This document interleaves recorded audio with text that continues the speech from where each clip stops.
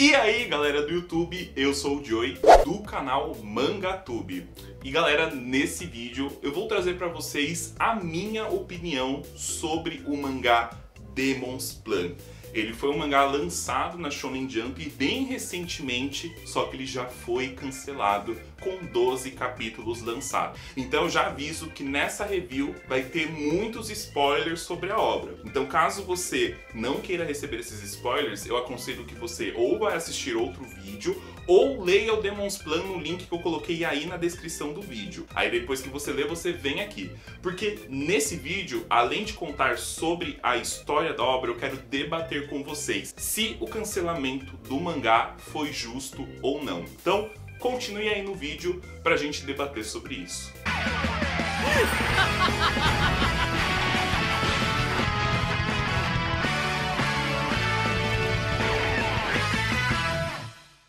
Então galera, vou começar falando sobre o que se trata o Demon's Plan. Ele é um mangá que tem uma temática de um universo de demônios. A história ela começa contando sobre o Boro e o Carlos, que são os dois personagens principais. Eles são crianças abandonadas, eles não têm nem pai, nem mãe, nem familiares, eles só têm um ao outro. O Carlos, quando ele era criança, ele ganhava a vida roubando as pessoas. Só que um dia ele acabou sendo pego, e enquanto as pessoas que ele roubou batiam nele, o Boro apareceu no meio, né, nem conhecia ele, e falou que era pra eles pararem. O Carlos, espertinho, ele pensou assim, bom, eu vou usar isso a meu proveito. Aí ele falou que foi o Boro que tinha mandado ele assaltar aquelas pessoas. Só que ele não pensou, né, foi trouxa, e os dois acabaram apanhando juntos e foram presos. Só que na cadeia, enquanto o Carlos estava achando, né, que o Boro não ia querer nada com ele, pelo contrário, foi ali que acabou crescendo a amizade deles. A gente sabe que o tema amizade é um tema bastante recorrente na Shonen Jump, não só na Shonen Jump, mas na grande maioria dos mangás shonen, porque é um tema clichê, é um tema que faz sucesso entre os garotos, então os japoneses eles vão apostar bastante nisso. Depois, né, que eles saíram dessa prisão, escaparam da prisão, eles acabaram encontrando um cara que dizia ter o Demon's Plan, que era uma caixa na qual, se você pagasse 1 milhão, aí tem o nome lá da moeda do mangá que eu esqueci, que seria o dinheiro, né? Se você pagasse 1 milhão, você poderia pegar o Demon's Plan, e se você fosse um escolhido do demônio, você poderia realizar um desejo seu. E eles presenciam uma cena em que um cara na cadeira de rodas fala que ele tem o desejo de voltar a andar para conquistar a mulher que ele amava. E ele paga para ter a caixa do Demon's Plan. E sai a mão de um demônio e toca nele e ele volta a andar.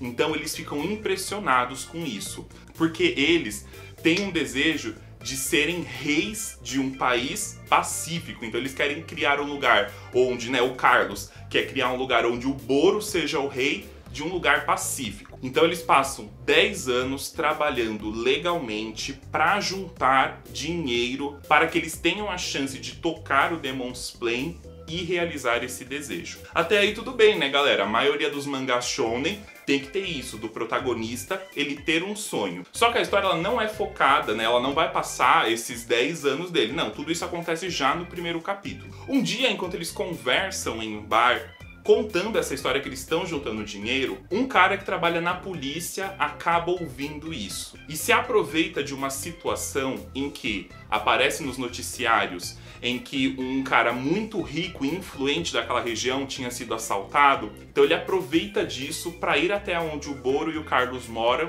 e acusar eles, dizendo que seriam eles que roubaram esse cara. Mas o que ele queria? Ele queria prender os dois para que ele ficasse com todo o dinheiro que eles já tinham juntado. Só que o Carlos ele propõe que esse policial não toque nem no Boro e nem no dinheiro e leve apenas ele preso. Pra que assim o policial ganhe uma reputação, né? Pô, você prendeu o cara que assaltou lá, o cara mais foda, mais rico daquela região. E o policial aceita. Então o Carlos é preso. Nisso, o Boro descobre tudo e ele fica fulo da vida.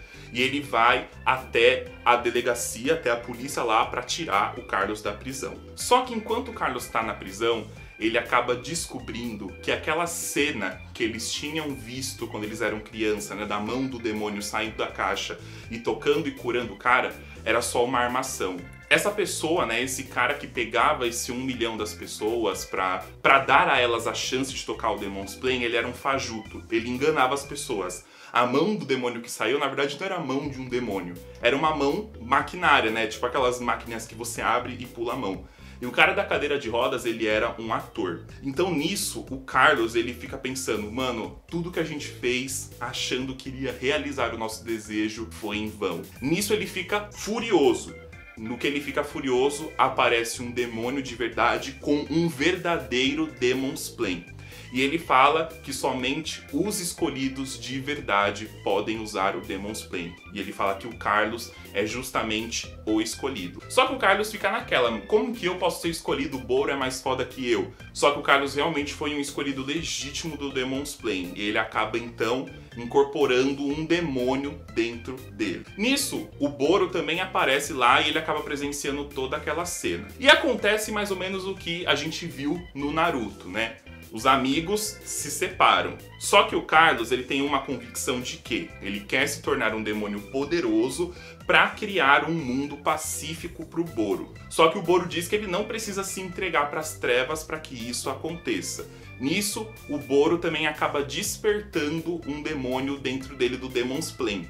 Então ele acaba também incorporando um espírito, podemos chamar assim, um espírito de um demônio nele. Os amigos se separam, então o Boro decide que ele vai atrás do Carlos para trazer ele de volta para o caminho do bem. Só que ele é advertido que, além deles dois, existem mais 108 demônios vivendo na Terra. E que os demônios eles só existem para lutar contra outros demônios. Quanto mais tempo você fica como um demônio, mais imortal você fica. Então você vai perdendo a sua humanidade. Coisa que o Boro não quer. Só que tem um jeito para uma pessoa que virou um demônio voltar a ser humano. E esse jeito é você matando todos os outros demônios que existem. Se o Boro optar por essa opção, ele vai ter que matar o Carlos também. Mas é aquilo, né, galera? Ele vai atrás do Carlos, ele quer encontrar uma outra solução que não seja matar. Ele é um personagem, aquele típico personagem de que ele não mata os seus inimigos. Ele tenta sempre buscar uma outra solução. Dei aqui um resumo para vocês do que basicamente seria o capítulo 1 e o capítulo 2 da obra. Agora eu vou falar os pontos que eu gostei na obra, sobre o que eu achei bacana. Primeiramente isso de terem 108 demônios, porque cada demônio tem um poder diferente. Então o poder do Boro, ele pode criar uma armadura, né, a armadura escarlate. De começo ele consegue só criar na mão, que fica tipo umas garras. Que é o que a gente costumava ver nas capas quando o Demon's Plane ganhava página colorida ou quando ele ganhou a capa de abertura da revista. E também cada demônio tem um codinome. Então o codinome do Boro é o Protetor. Tem um outro demônio lá que é o Justo. Tem outro demônio que é o Colecionador. Isso varia de acordo com o tipo de poder que o demônio possui. Eu gostei também da temática de que à medida que a história passa nesses poucos capítulos, eles mostram que existem facções entre os demônios. Então alguns demônios trabalham juntos, outros trabalham separados, e essas facções batalham entre si. Pessoal, uma outra coisa que eu gostei no mangá é que o autor ele soube colocar a emoção, né, aquelas cenas em que você fica emocionado, que você fica em choque, no momento certo. Nesse mangá teve duas cenas em que eu fiquei realmente assim impressionado. A primeira delas é quando o Boro enfrenta o primeiro demônio da vida dele. Quando a gente olha esse demônio, ele é um demônio assim muito grotesco, inclusive ele tem um brinco que é tipo um dedo aqui na orelha. Só que aí depois que o Boro derrota ele e que um outro demônio aparece e acaba matando esse demônio enfraquecido, é revelado que ele lutava porque ele queria rever a esposa dele que faleceu. Porque à medida que você vira um demônio, né, você fica imortal e vai vendo as pessoas que você gosta envelhecendo e morrendo. E o dedo que ele usava aqui era o dedo da falecida esposa dele. Então era uma forma que ele teve de deixar uma parte dela sempre com ele pela eternidade. E uma outra cena que também assim me emocionou bastante foi com o Eustace, que seria o demônio que acaba se juntando com o Boro ao longo da história. Ele tem uma irmã, tem um demônio que é responsável por tornar a vida dele um inferno. Matou todo mundo que ele gosta e devastou a vila dele. Só que o Eustace, ele levou a irmã dele pra morar em uma outra vila. Quando aí você vai lendo a história, né, o Eustace, ele fala que ele vai levar o Boro pra vila onde a irmã dele está. E você acaba vendo uma menina muito parecida com ela. Só que essa menina, ela não é a irmã do Eustace. Ela é a neta da irmã do Eustace. Então depois a gente vê que a irmã dele envelheceu. É isso, justamente isso que eu falei. Um demônio, ele sofre muito por isso, né? Que ele vai vendo as pessoas que ele gosta morrendo.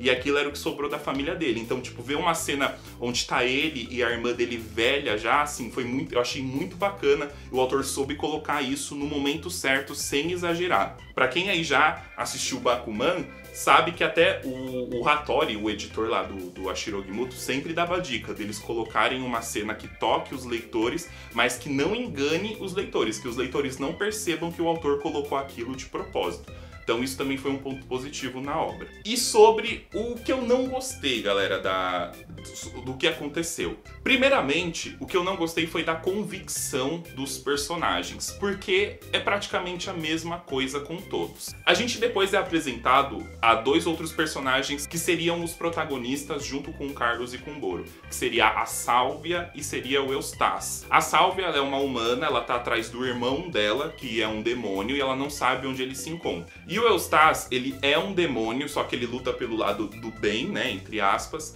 e ele tá atrás da pessoa que foi responsável por tornar a vida dele um inferno. E o Boro, ele tá atrás do Carlos. Então vocês perceberam que todos os personagens, os três, eles estão atrás de alguma coisa? Você pode falar, ah, Joey, mas isso é bacana, né? Quer dizer que todo mundo tem alguma coisa em comum. Eu já vejo pelo lado contrário, galera. Isso faz com que a história fique repetida, né?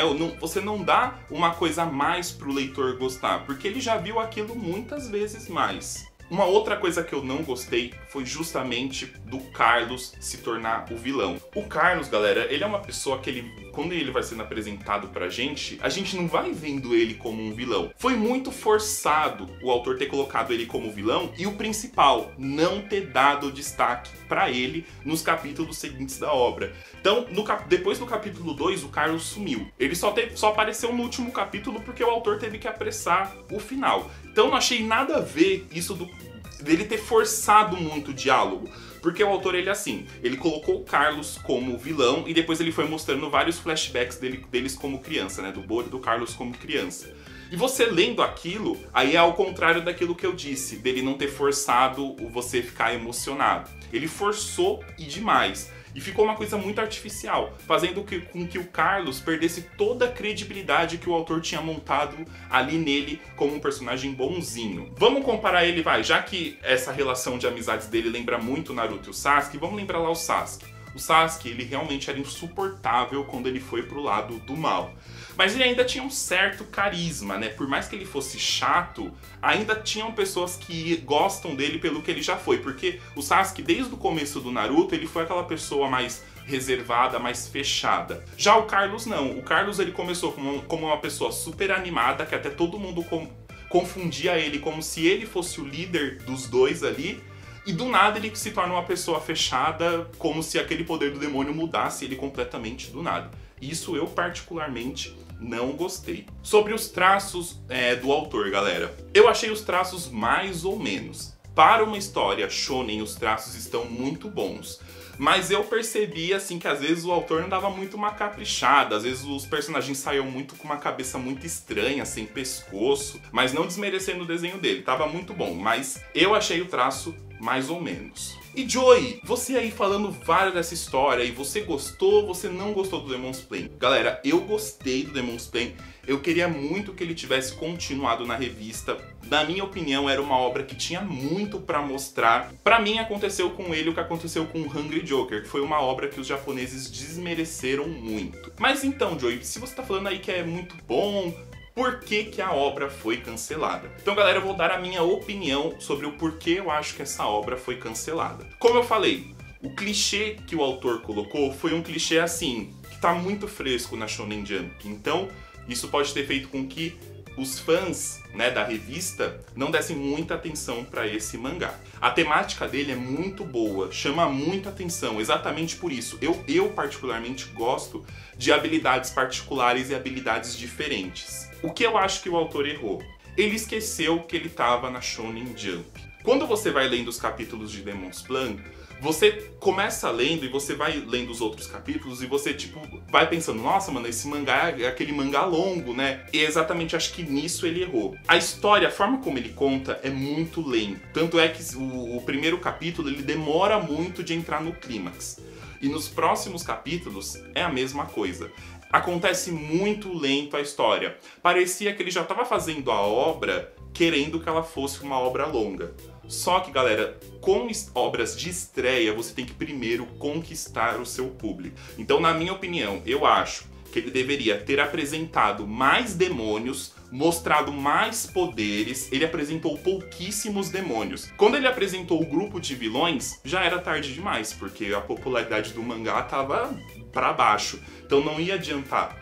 Então eu acho que ele deveria ter acelerado um pouco mais. Claro, não também igual foi o Hungry Joker, que o Hungry Joker o autor ficou desesperado. Mas eu acho que ele deveria ter acelerado algumas coisas, mostrado algumas coisas e falado, olha, a minha história vai falar disso. Então eu quero que vocês fiquem entusiasmados para ver quando isso vai acontecer. Eu garanto que se ele tivesse feito isso e não contado a história muito lentamente, ele teria atraído um público maior e provavelmente a história não teria sido cancelada tão repentinamente. Volto a dizer, foi uma história que me chamou muita atenção e que eu gostaria muito de ver uma continuação, né? Eu fiquei muito curioso para conhecer os outros demônios, mas infelizmente isso a gente não vai ver. Até porque a história ela acabou muito rápido, então o autor só tem aquela opção de fazer um final aberto. E ele deixou o final escancarado, né? Porque em 12 capítulos não tem como você contar muita coisa. Então, galera, essa aqui foi a minha opinião sobre o Demon's Plan. Eu espero que vocês tenham gostado. Se você ainda não conhece a obra, vai lá, o link tá aí na descrição, dá uma lida. Depois você vem aqui e assiste o meu vídeo. Por favor, deixa nos comentários o que você achou do Demon's Plan, pontos positivos, negativos, o que você concorda comigo, o que você não discorda. Como eu falei, esse é um vídeo de debate e eu quero debater com vocês. E eu também quero saber se vocês querem mais vídeos assim no canal. Coloca aí nos comentários que vai ser muito importante para os próximos vídeos que vão vir. Então, galera, muito obrigado por assistir o vídeo até aqui. Nos vemos na próxima. É isso aí. Valeu, falou e...